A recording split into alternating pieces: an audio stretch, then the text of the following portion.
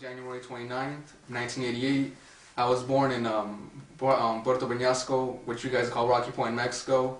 And my grandmother's been taking care of me ever since I was an infant, just a little kid. I've never known my parents.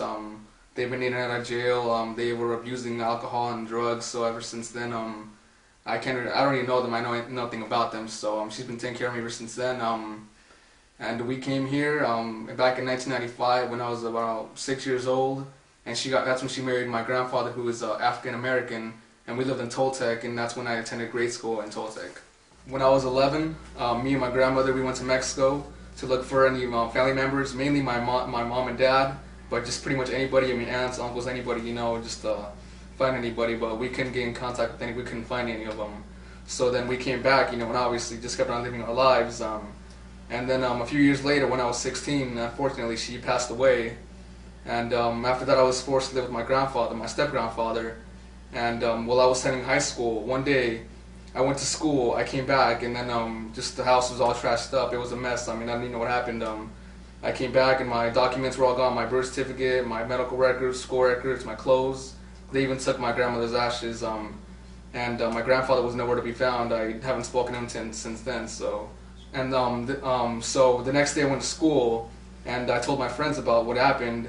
And then the day after that, that's when my friends and their family, they came to my trailer where I lived over there in Toltec, and that's when they offered me a place to stay, and I stayed with them until I graduated from high school. And after that, at the same time during high school, I wanted to join the Marines. I've wanted to join the Marines for the longest time, and so I got in contact with one of the recruiting officers from the Marines, and him and I actually got pretty close. I mean, it started off, you know, just kind of talked to him at first, you know, wanted to recruit me, but and all that, but I just started to kind of like build a relationship with him. You know, he and I, we started working out together and all that, and I was hoping that the dream ever would pass.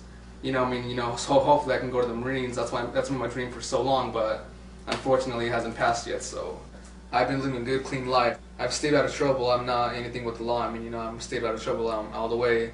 I've stayed in shape just in case. I mean, one day I might, you know, be able to join the Marines. So I mean, I'm still trying to, you know, I still have my hopes for that. And I mean, this is it. I mean, this is my home. I mean, I have nowhere else to go. I mean, if this is all I know, this is my own language I know, and it's just my home. I've been here for so long, a majority of my life, and I want to build a life here. I mean, I want to raise a family here, and I want to live the American dream.